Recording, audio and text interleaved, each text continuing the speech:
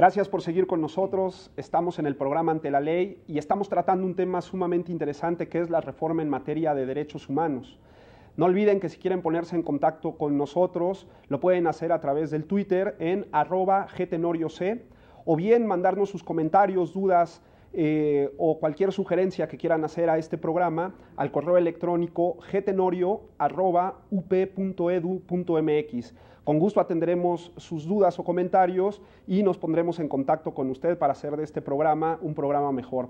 Nos acompañan en este momento el doctor Hugo Ramírez y el doctor Héctor López Bello y nos quedamos, maestro, justamente en el tema de los tratados internacionales, que me parece que es uno de los grandes adelantos de esta reforma. ¿Qué sucede con la incorporación al ordenamiento jurídico de los tratados internacionales a partir de la reforma? Sí, Guillermo, como ya lo habíamos comentado hace un momento, la incorporación de la protección internacional de los derechos humanos, es decir, del bloque internacional a los cuales México se ha comprometido, pero ahora a nivel constitucional genera por lo tanto también nuevas obligaciones para el Estado mexicano.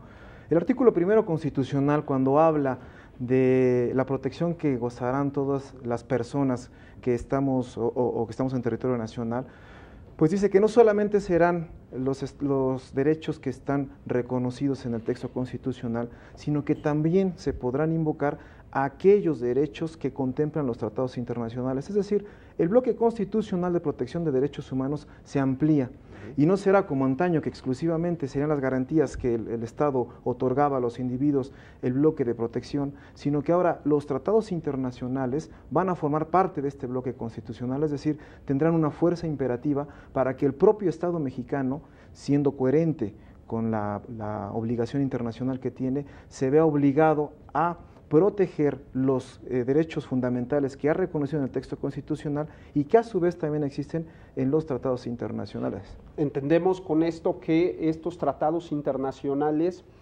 porque se hablaba ya que los tratados formaban parte del ordenamiento jurídico, pero había como que muchas complejidades para que un tribunal pudiera resolver algún asunto fundamentando en este tratado internacional. A partir de ahora, para la gente que nos escucha, tenemos la certeza de que los tribunales federales incorporarán estos tratados en materia de derechos humanos. Bueno, la materia de derechos humanos se incorpora con mayor fuerza a la praxis jurídica en México, precisamente a partir de la reforma. El maestro López Bello ha mencionado que en el artículo primero se reformó, o a partir de la reforma, explícitamente reconoce que los derechos humanos que se protegen por el Estado mexicano son los que están reconocidos por la propia Constitución y los tratados internacionales de la materia, en materia de derechos humanos, por supuesto. Eso abona a la certeza de que los tribunales, en general las autoridades que están obligadas por los derechos, tendrán que acudir no solamente a la fuente nacional, sino también a la fuente internacional. Hay algo que abona todavía un poquito más a esta certeza, y es el principio pro persone o pro homine. Se trata de un principio con el cual se interpreta ahora la norma que tiene que ver con derechos humanos. Según este principio, el intérprete normativo deberá localizar aquella norma que ofrezca una protección más amplia, una protección más favorable con respecto a los derechos humanos que están implicados en algún tipo de litigio. Y no solamente eso, bueno, y además eso supone que podrá buscar la norma o está obligado a buscarla no solamente en el ámbito nacional, sino que también tiene la obligación de recurrir al ámbito internacional para localizar esa disposición que resulte de mayor protección para la persona. Pero no solamente eso, sino que ya al interior de la propia norma, o ya identificada la norma, tiene la obligación de elegir la interpretación que sea todavía más favorable a los intereses de la persona cuyos derechos están ahora mismo en litigio, ¿no? Entonces, sobre todo, hay un reconocimiento explícito o una obligación explícita de las autoridades por acudir a las normas nacionales y a las que tienen fuente en el ámbito internacional para proteger los derechos. Pero no solamente eso, sino que por el principio pro homine, esa obligación queda reforzada o materialmente ya blindada, ¿no? Y esta obligación va para todos los tribunales no solamente federales, locales y para todas las demás autoridades, porque a mí algo que me ha llamado mucho la atención, doctor, es que dentro de la misma reforma hay una obligación para el Estado mexicano de difundir, de enseñar, de promover estos derechos humanos en distintas áreas, ¿no? En el tema de la educación, en el sistema penitenciario, en fin, distintas áreas, ¿no? A todas las autoridades están obligados al cumplimiento de esta reforma. No hay excepción. Toda autoridad que forma parte de la estructura institucional del Estado mexicano está obligada a respetar los derechos. La Constitución en este caso es muy, digamos, es clara en que manifiesta la obligación de toda autoridad del Estado mexicano a respetar los derechos. Y además, una de las novedades que también introduce la reforma es que explicita el tipo de obligación, como ya lo he mencionado: respetar, garantizar, promover, incluso ya será la obligación de indemnizar. O sea, ya veremos que en el futuro cómo se resuelve esta cuestión. Al momento estamos por ver una nueva ley. Es un tema de ley ferenda, un tema de ley por venir, pero ya está obligado el Congreso Federal a emitir una norma con la cual se definan las condiciones por virtud de las cuales el Estado mexicano estará obligado a indemnizar cuando sus autoridades vulneren algún derecho humano. Incluso podríamos pensar que esta indemnización corresponderá a quienes vean vulnerado su derecho, tal vez no por actuación directa del Estado, sino por negligencia o omisión del Estado mexicano cuando un particular vulnere el derecho. O sea, no es descabellado pensar que un particular vulnere el derecho de otra persona, un derecho humano, y el Estado mexicano por negligencia no limita esa acción o no hace algo porque esa vulneración cese o sea juzgada, y también podrá incluso ser llevado a juicio en este sentido, ¿no? El Estado mismo por negligente. ¿Solamente en el caso que lleguemos a tribunales internacionales o...? No, el Estado mexicano reconoce esa obligación de tal manera que él mismo tendrá que procurar la norma, tanto sustantiva como procesal, para definir los términos de la indemnización que el Estado mexicano reconoce la obligación que reconoce respecto de la indemnización. No es necesario acudir a instancias internacionales. Bueno, si esa primera instancia nacional no queda satisfecha, por supuesto queda abierta y a salvo la acción en el ámbito internacional. Hay una serie de principios que bañan esta reforma. El principio de universalidad, el principio de indivisibilidad, el principio de interdependencia, el principio de progresividad. Entiendo que justamente se establecen estos principios para bañar a todas las autoridades, ¿no? A todo el sistema jurídico mexicano de estos principios. ¿Podríamos explicar cada uno de ellos? Porque mucho de la gente que cuando se enteró que hablábamos sobre reforma en materia de derechos humanos, digo, bueno, a ver, que nos aclaren bien qué es esto de los principios. ¿Qué podríamos decir de esto?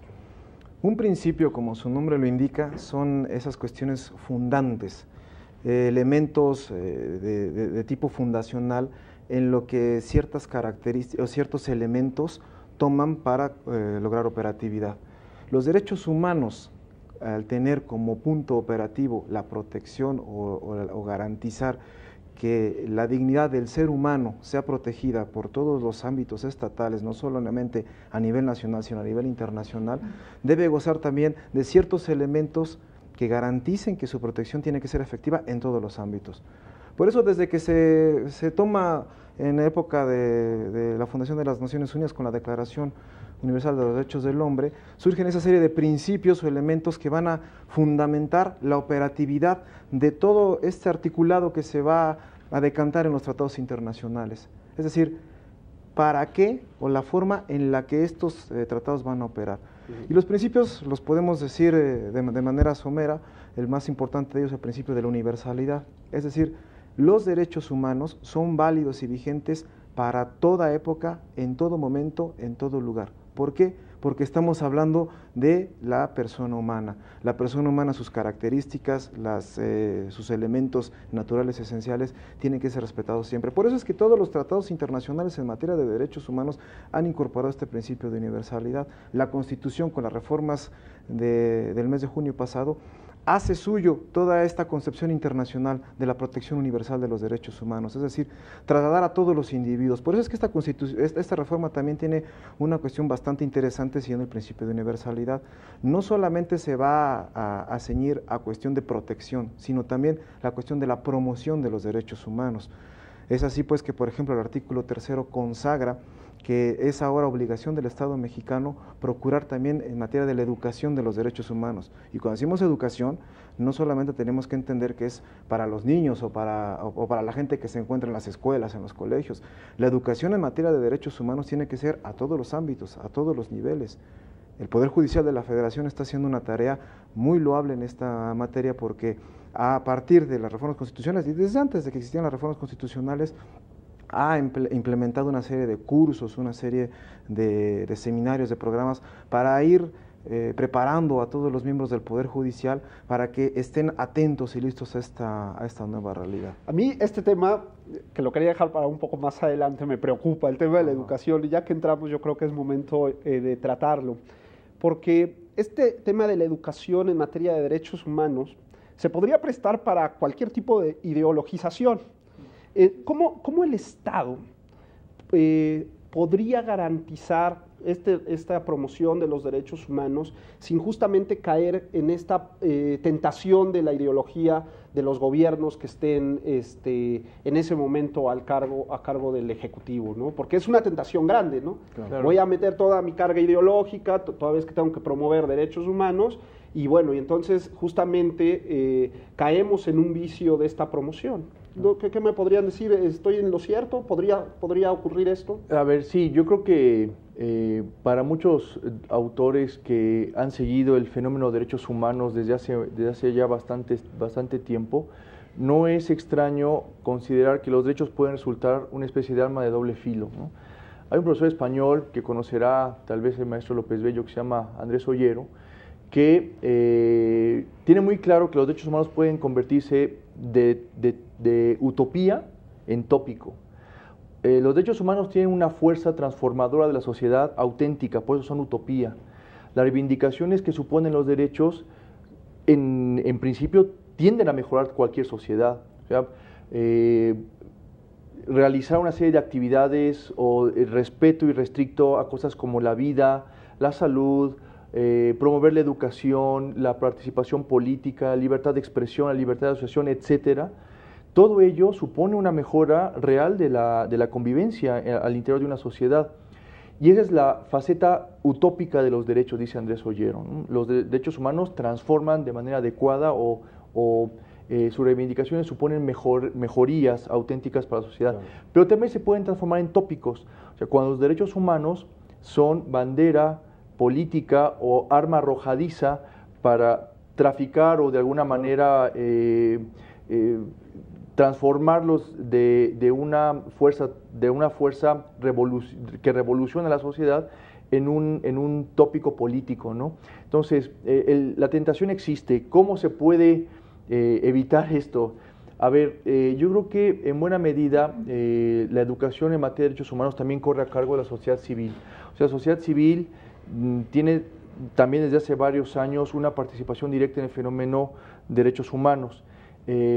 Podemos citar, no sé, la actividad de múltiples organizaciones no gubernamentales como Amnistía Internacional, ¿no? Que son muy activas, tiene una participación muy concreta a la hora de vigilar la manera en que los estados lo hacen. Bueno, pues aquí yo creo que la sociedad civil tiene un papel preponderante, ¿no?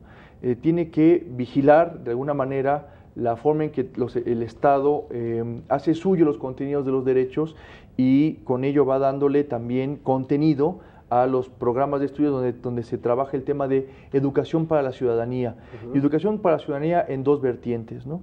No solamente que se forme al ciudadano, a las personas en general, para que conozcan sus derechos y sepan exigirlos, sino también que conozcan los derechos para que sepan respetarlos.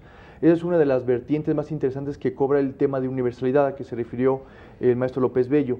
La universalidad no solamente es universalidad en el título, o sea que todas las personas son titulares de todos los derechos, sino que hay universalidad en la obligación. todos somos igualmente corresponsables del disfrute de los derechos humanos de todas las personas. Y esto queda más claro, sobre todo a partir de los derechos humanos de tercera generación.